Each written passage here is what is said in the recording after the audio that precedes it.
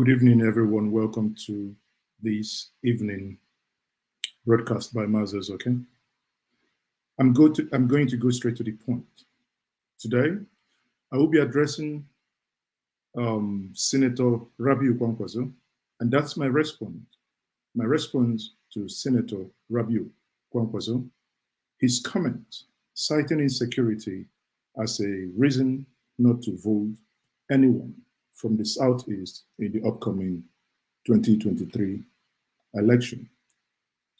Yesterday, I did watch Senator Alhaji Rabiu Kwankwaso during his conversation with Seun Okinbaloye at the channel's television Politics Today.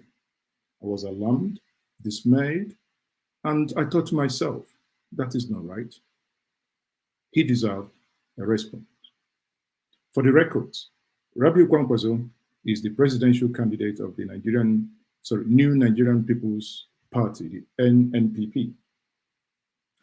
For this conversation, to give you background, and I will respond in sequence, I will play a video of that conversation and I will highlight the areas that he talked about that I want to speak to us.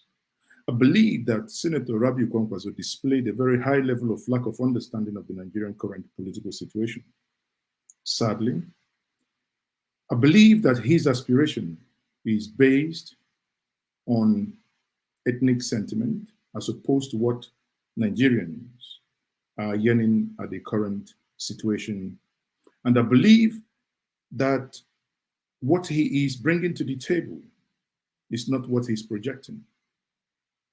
Again, by the coming on television to discuss a matter that was ongoing for me tells much about the man in question. Without further ado, let me quickly bring in the clip in question here before I then give Rabiu Kwankwaso my response. Not at national level. I contested in 2015. No, I'm saying the NNPP. You're talking about the NNPP, and I'm saying yes. Recently that your party seems to have been having some inroads. Oh, yes. And it's perhaps what Alhaji Buba Galadima was talking about, the ability for you to set up a structure. Yes. But the question is, are you optimistic about the alliance with Mr. Pitobi? Do you think it will happen? Yeah, well, I believe that it will happen, but I believe also that there are some challenges that we are having, especially from the side of the Labour Party itself, because there are so many influences, some on their side, positive, and even the negative side. We have a situation today where there are some people who are in other parties who are always also influencing the decision of that party, which I believe is not good for the party. I'm just reading. Now, at this point, I'm uninterested in the party politics playing out between Labour and NNPP. What he's alluding here is that there is someone, and in this case, in that person, from his allusion, you can only conclude, he said, a former party leader. And the only party leader that comes to mind at this point is former President Olusegun Obasanjo. But again, I leave that conversation to the politicians. This is what I think would interest you. And who becomes the vice president. And I believe this is the time really to advise, especially those who are positively behind the candidate of the Labour Party, that this, for me, I have seen an opportunity for the Southeast to be relevant in the next dispensation. In NNP, in PDP, they are completely out. So also in the APC. The only opportunity now is the NNPP. Now, we are aware that in the social media, a lot of work is going on. The young men and women, especially of the Southeast extraction, are working towards getting a presidency. But the fact remains on the ground that even the entire zone, any zone in this country, decides to vote for a particular person, that person, going by our constitution, the provision in the constitution, cannot be president. Now, Let me address Rabiu Kwankwaso at this point. He alluded to the fact that no zone in Nigeria would ever make someone president. I agree. President Muhammad Buhari in 2003, 2007, 2011 contested on ethnic basis, where he had, quote unquote, over 12 million votes, yet he did not become the president until he reached out an alliance with the South, in this case with the Southwest, led by Bola Ahmed Tinubu and Alhaji Bisi Akonde, that made him become the president. That is the statement of fact. However, if you listen to him, the way he's talking, you wouldn't agree with me that Rabiu Musa Kwankwaso appears to be not in touch with the current realities. The Southeast is not the one clamoring for the presidency, or as the negotiation that he's undergoing with former governor of Anambra State, Pitobi. Again, disclaimer here. Whatever I'm going to say here, I take 100% full responsibility as Mazi Tochukwu Ezoke. It has nothing to do with Indian Media TV. It has nothing to do with Pitobi. I take full responsibility. Every single thought, every single speech, every single statement, 100% is mine. Now, let me come back to what Rabiu Mr. Kwankwaso said. A statement of fact. No region, no single region can make anyone president. That's a statement of fact. But the illusion that the Southeast are the only ones pushing for a P2B president is best known or classified as delusional. Maybe he should come back to Twitter. Maybe he should go to the streets of Kano, go to the streets of Kaduna and see what the youths are doing for themselves, demanding that they want something new. They want to walk away from the old order. I'll let him talk more, then I respond to him. And I think the Constitution was deliberate to ensure that everybody is involved in the country. And I believe that it is in the interest of the Labour Party and the NNPP, and even in the interest of this country, because we have seen a situation today where many people in the Southeast believe that they are being marginalized. And it will even be worse, actually, if they are not involved in the 2023 project, because LP, as it stands today, certainly it cannot win election. Really? Oh yes, it cannot win election. It cannot win a presidential election? Not Why in do you think they cannot? Well, now, it's not been long that Rabiu Mr. Kwankwaso joined the NNPP. It's not long that Mr. Pitobi joined the Labour Party. To then say that Labour Party that's been making round cannot win an election, I say these are a bunch of people, they say that they do not have structures, that they are structureless. They will meet at the field. Because mainly the support is mainly in particular zone. There is just no spread. And the figures there cannot earn anybody presidential seat in this country. But they're saying that they have the workers, the labor behind them. Well, maybe you don't know the history of the labor itself. We tried to be in the labor when we were sourcing for a particular party. After INEC told us clearly that it was not willing to register any party between 2019 and 2023. The party was actually factionalized. If the labor is there, of course, and the labor is the union, is all for all of us, especially the NNPP, because we are the people, we are the party that actually is sympathetic to workers in this country. I was a civil servant myself for 17 years in Kano. So ordinarily, if not because of what I'm doing now, I would have been a retired officer myself. This is the situation as it stands today. Now, you are afraid of a fifth columnist within the Labour Party. Is it the major reason why you are not, why things have not come to fruition? Well, I believe so, and I think the Labour Party and of course, all the supporters of the Labour Party, especially my good friends and brothers, people of the Southeast. I have a particular, in fact, many reasons why I personally, as Rabiu Kwankwaso, is sympathetic to the Southeast.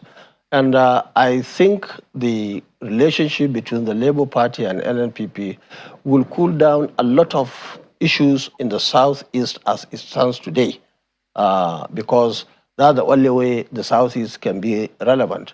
We don't want a situation whereby a particular section of this country would feel that it's being marginalized. And already we have a lot of tension there.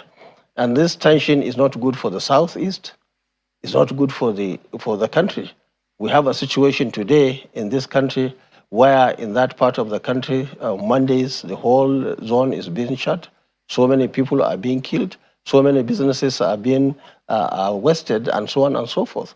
And that is why I take this opportunity to say that the leaders at that level should think positively so that this marriage can work. They should avoid talking to the people. You know, in this part of the country, we have at least the person the people are talking about in the social media and so on and so forth, who pretends to be very close to Peter Obi himself, while everybody knows he has a political party.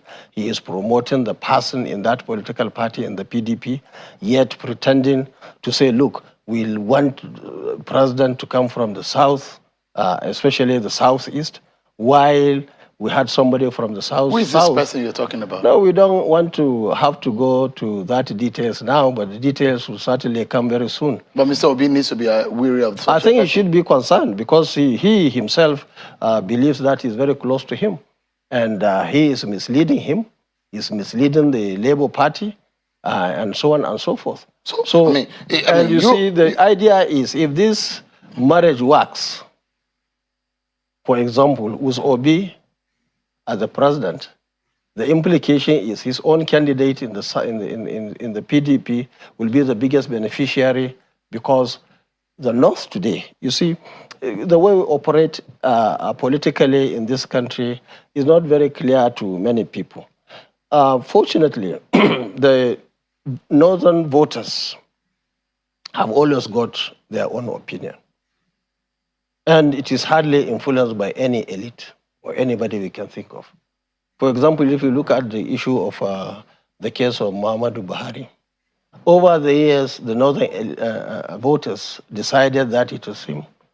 And even when the elites, most of the elites didn't like him, they still don't like him, but they made up their minds over the years that any time we had an election, he will have certain votes from the Northern voters. And these Northern voters, again, have made up their minds on what to do. Right now? Vote. Oh, yes. There is nothing, nobody, no now, elite. have they made up their mind? Who are they hoping to vote for? The Northern, certainly NNPP. Nobody can change it. I mean, you say you do. How did you know this? I'm just from going around the country, and we have our structures everywhere. And that's the situation. Now, you see, the game plan was to make sure that Southeast is not involved in this project. And the implication is that now is double-edged sword. If, for example, anybody, I'm not too particular about Peter, anybody from the Southeast, under this circumstance, will be very difficult, really, for voters, because they have made up their... Now, what he's saying here, I see this as an insult to my brothers and sisters from the North. Rabiu Kwankwaso sits down here, says that anybody from the Southeast who is in the ballot will not be voted for. If we truly want to have a new Nigeria, I call on Mr. Pitobi, for no reason and for no account should you consider any VP to anyone. Be on the ballot and let you be rejected. Their minds. I mean, so if you look in the way of someone like Kingsley Moghalu, for example, which people are talking about, I mean, Kingsley Moghalu, the former deputy governor of the state. Yes. Are you considering him too? No, anybody. You see, we are open. We're still up to 15th of this month. You see whether Dr. Moghalu or my friend Peter Obi or any other person from the Southeast. Now, I believe that will be very happy. And even anybody from the south. So you're hoping to pick a running mate from the southeast? That's my choice. Okay. Things being equal, that's the choice of our party, because you see, we'll or maybe they're even thinking that you might be the running mate to Peter Obi. Yeah, that's what I'm saying. That is what the enemy outside there is saying. The implication is that if you put somebody from the southeast, unfortunately, there are many issues in the southeast.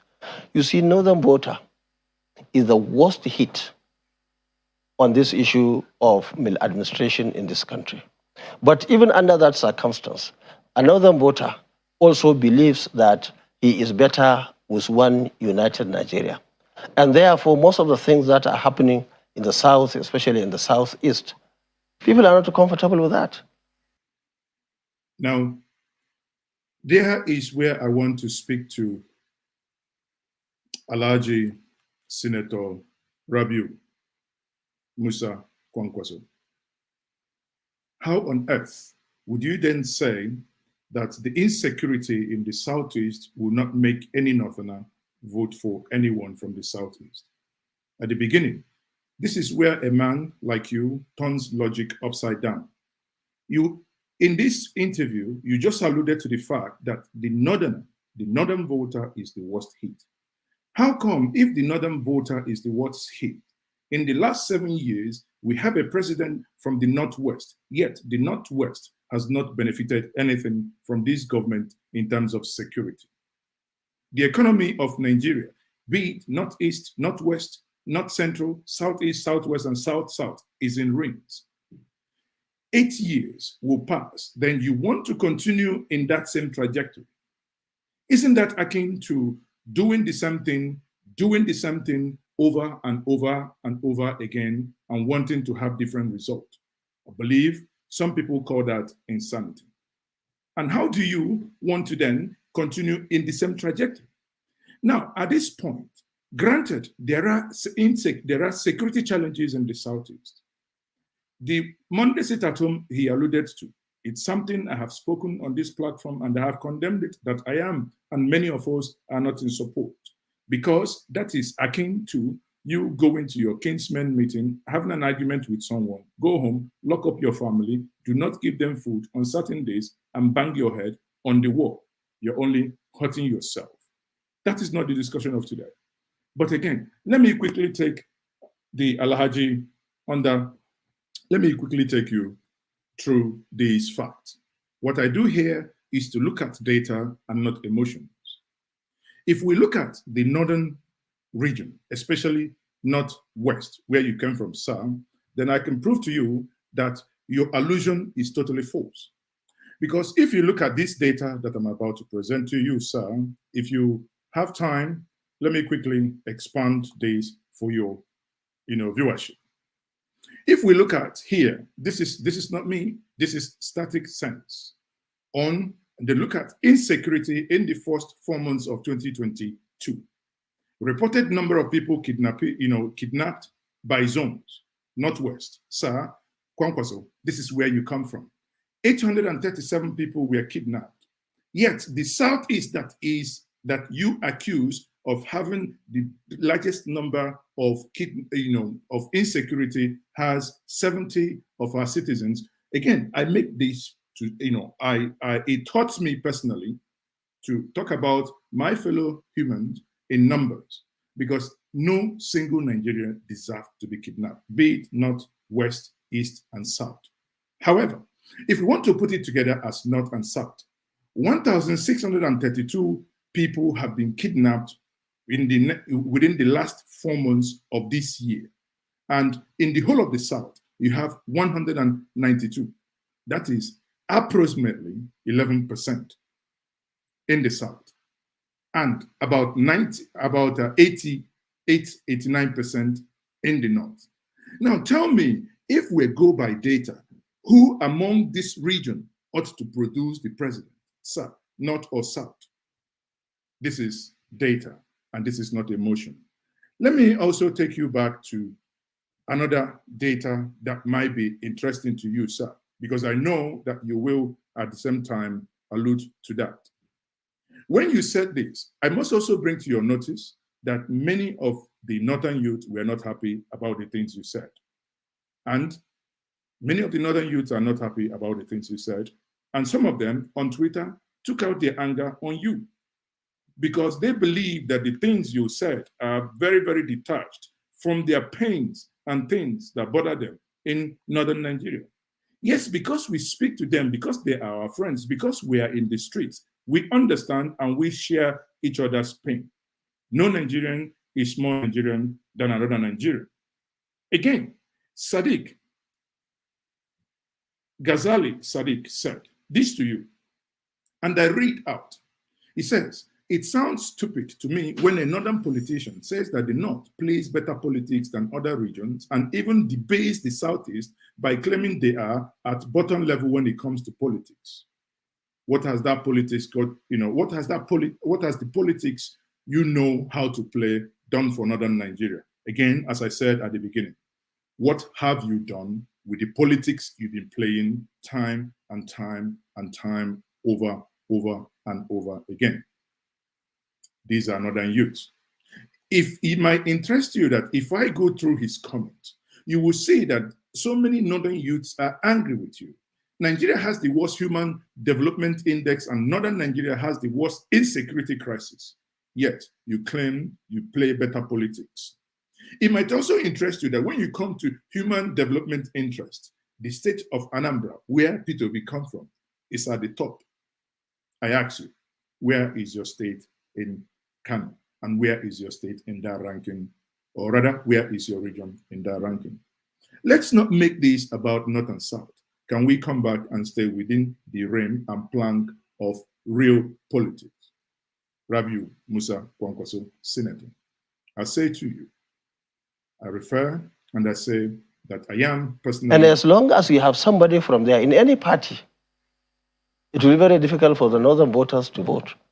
Again, this I consider an insult to the northern voter, to the teeming youth who have come together and say, we want a change of narrative. And at this point, it tells me one thing and it tells me one thing only. That my impression is that former Minister of Defense is gunning for an ethnic-inspired presidency rather than a new Nigerian patriot and advocate, which the Pitobi camp is hinged on. Every youth across Nigeria, north, south, west, east, are yearning that enough is enough. We have seen how dollar has gone from 158 to 614 within the last 6-7 years. Is that what you want to continue with?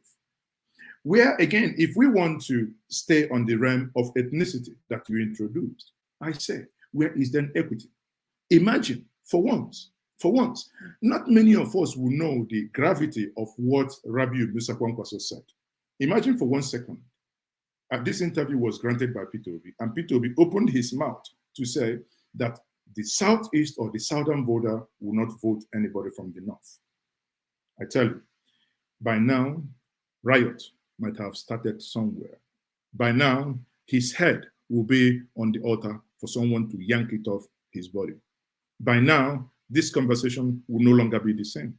But here we are in Nigeria. Rabiu Kwankwaso has said something like this. And many of us pretend that we didn't listen and that we didn't understand what he said.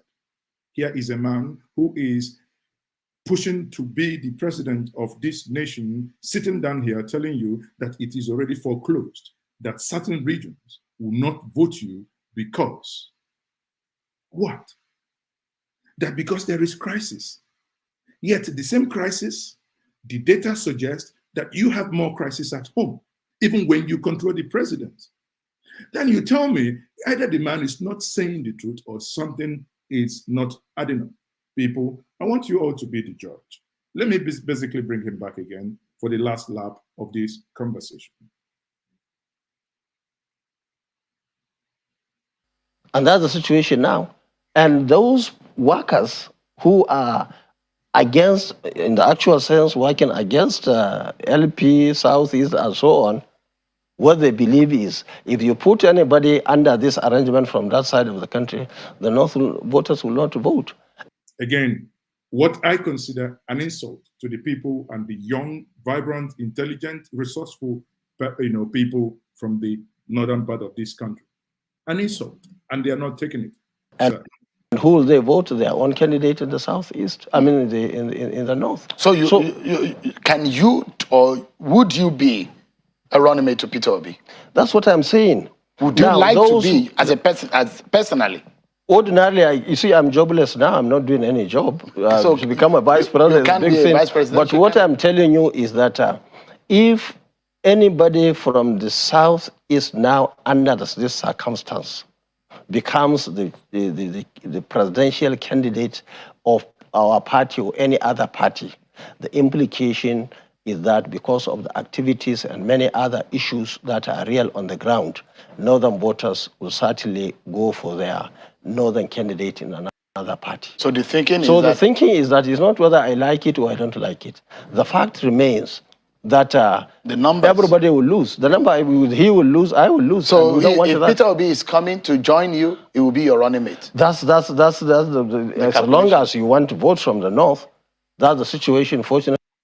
You see, at this point, I understand how angry many of you, southern youth will be. At this point, I will say, shield your sword. There is no need to insult. There is no need to get angry.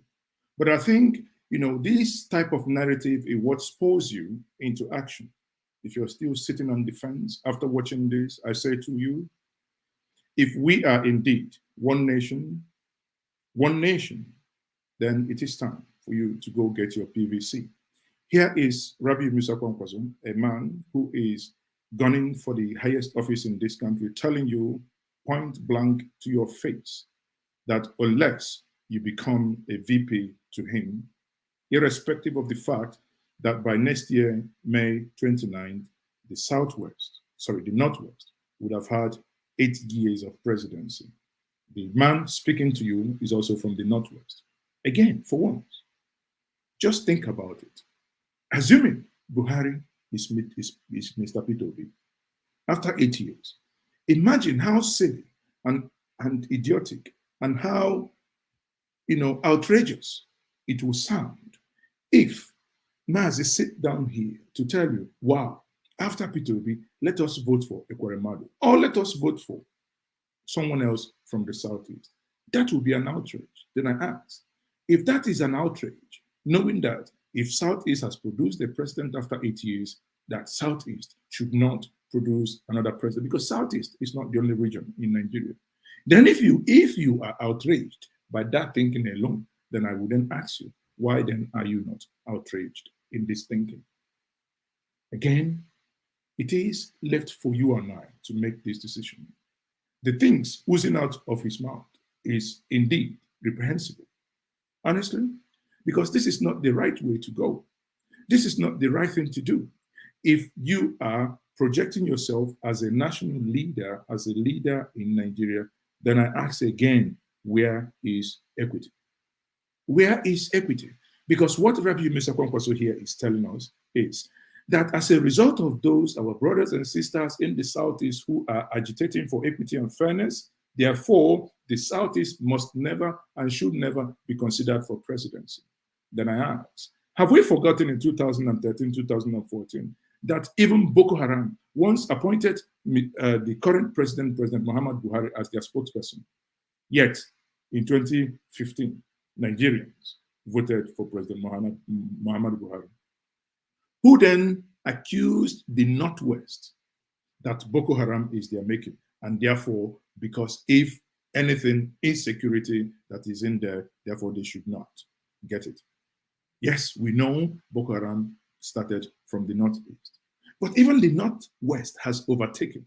Even the president himself, the president, Muhammad Buhari, said it by his own self, saying that these are a people, they speak the same language, they have the same culture, yet they inflict unimaginable pains and commit unimaginable crimes against themselves, quote unquote, President Muhammad Buhari.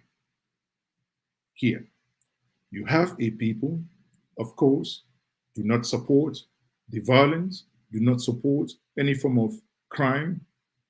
But if data is to go by, Mr. Rabiu Kwankwaso or Senator Rabiu Kwankwaso, if data is to go by, then your argument doesn't hold water. Before I leave us, let me also look at the poverty index in Nigeria. Now, in this case, not only northern Nigeria. If this data is anything to go by, let me quickly reshare this screen again, and I would show us this data, then I'll anchor and close on that. Poverty index in Nigeria. Now, or rather in northern Nigeria. Then you will see. Here, you can see on the 3rd of July, a lawyer said, like other northern politicians and elites, Kwankwaso political experience has over time translated into massive poverty, a dysfunctional society, terrorism, bloody herdsmen, farmer clashes, banditry. Northern Nigeria is in ruins, and the entire Nigeria is suffering for it. Yet, we haven't called for Buhari's impeachment. Yet, Nigerians haven't called for Buhari's head. Yet, these are men like Rabiu Kwankwaso who have been in power. Question that Mazi Zoka on this platform is asking: what has the Northwest benefited from the governance of the Northwest? Kaduna and Kano, a joke to you. And the two amongst the 3 cities you mentioned have any access to sea, port, and also development. Almost all the states in northern Nigeria are rich in agriculture, blah, blah, blah. That's an argument for another person. That would also, if you don't mind, bring us to the argument once postulated here by former Emir Sanusi Lamidi Sanusi. Now, listen to him. And convert them to another religion. And they will do that by the hundreds and the thousands.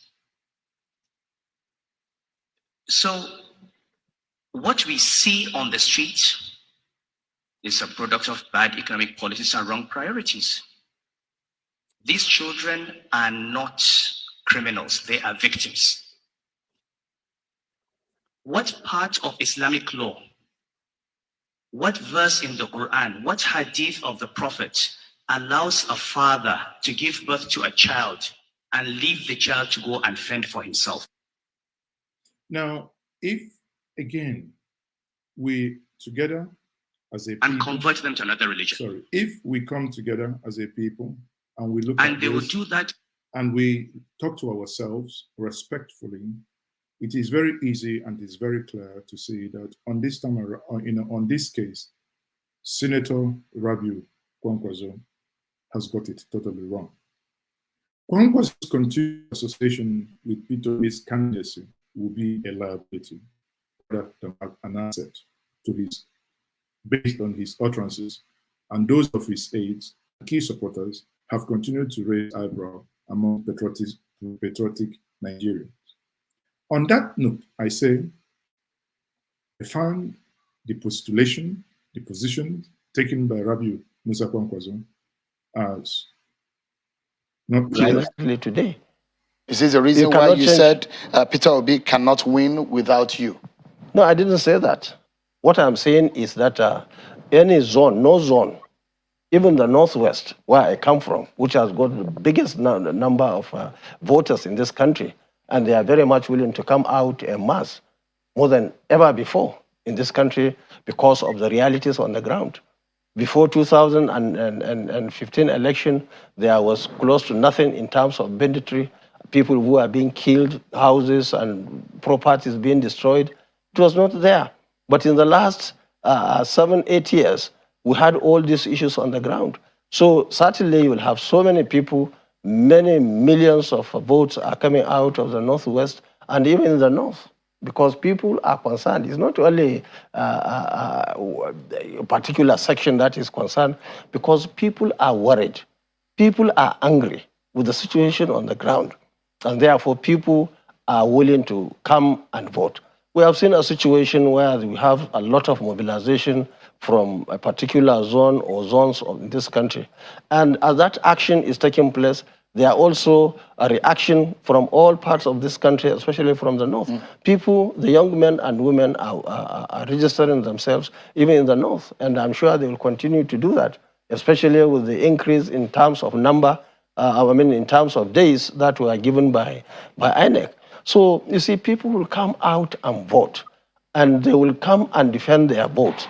And we are happy the president has signed the electoral law, which will make it a little bit more difficult for people to go and rig an election the way they did in the past. So, I'm very sure that you are quite familiar with what is happening online. There is a popular saying now that obedience is better than sacrifice. Have you heard that? Well, and those are the campaigners for Peter Obi. Yes, people are campaigning, are saying so many things. And you see, in politics, as you are making, pushing up something there, it causes a reaction. And you see, that sort of campaign, I hope people will look at both sides of the equation. The situation that we are today and the way people are campaigning, especially based on ethnicity, based on religion, it doesn't help anybody. What we want in this country is politics. What we want in this country is anybody who can come and bring the country together. The way we are operating now is not in anybody's interest. And people, especially politicians, are even worsening the situation. So my prayer and hope is that people will think positively. We are not campaigning based on religion. All right. I'm not campaigning based on my ethnic group or anything. But again, it appears that what he just said a couple of minutes ago has been just on a 360 degrees. Here is a man who has clearly said that the North would rather vote for someone from the North, rather vote for someone from the Southeast. Again, he's now saying he's not campaigning on ethnicity. What was that for? What he said a couple of minutes ago, if that is not an ethnic call, I do not know what that is. And anybody who is doing that, I can assure you, no matter how many of them in terms of religion or ethnicity, it will fail. And that's the situation on the ground. So, your confidence now, maybe you can wrap up on the issue of your possibility of alliance, is your confidence is, should you have a Peter Obi on the ticket with you, on the ballot with you, you are likely to win the election. That's what certainly the chances will go up because we have seen the Labour Party and the candidate himself, especially in the last few months, so many activities are taking place, especially in the social media you mentioned. You think that the presence is not really on the ground, it's on social media? Ordinarily, though some of us who are infantry on the ground, under normal circumstances, we are not worried about people up there. But the point is, a lot of sentiments are going on. And I'm personally worried, very much worried, even about the security of the country. When people are talking, are campaigning in places of worships and so on and so forth, it triggers a lot of reaction. And it creates a lot of problems. It divides the people rather than uniting them. I am in politics, not trying in any way to divide this country. What we want in this country is democracy based on realities on the ground, based on development, peace, stability, and progress of the country. Now, anytime we go back to our religions, our zones, our ethnicity, and so on, it creates a huge tension. You mentioned the issue of security. You're a former Minister of Defense. You're from the northern region of the country. The Northwest, your region, is badly hit by banditry. And the thinking in some people's mind is the sitting president is from the Northwest, as yourself is a former military general. Do you feel Nigerians trust the confidence that comes from those who think and say that they can fix the security situation in the country? From the experience that we've had in the past, when you say you have a solution to it, how can people trust you? You see, as we always say in NNPP, and I believe the people of this country, especially the voters, the masses, the telecows of this country, we all believe that PDP and APC have failed. I was there in the PDP. I was in the APC. I have seen the way they operate. Certainly, that's why we have the issues on the ground. Our military, our security agencies are people who are well trained, well capable enough to handle such issues. But unfortunately, over the time, we have a leadership that did not keep their eyes on what is happening in the country, not only in the area of security, in all other areas. And that's why we felt that if we continue like this, it's just one way to serious But do disaster. you have a solution? Yes, of course, the solution is there. Now, I will conclude with the following words. I call on the Nigerian youths, men, women, young, old. Do you like what you see today in Nigeria? Insecurity everywhere, not even in churches that you are safe, not even in your mosque, not even in the marketplace. Today, what you used to buy for 100 naira, you'll be lucky to buy them for 500 or 700 naira today. Before, bag of rice was 18,000. Today, the minimum wage that you earn of 30,000 cannot even buy a bag of rice. If it is about competence by region, if in this case there are candidates that we know, politicians from the Southeast, that if they were in the ballot, I don't think that this conversation of competence would be the issue. It appears, as it is today, Nigeria has one of the best brains that we can boast of, internationally and locally. And it will be an aberration that we will see that which will unify all of us, North, East, South, West.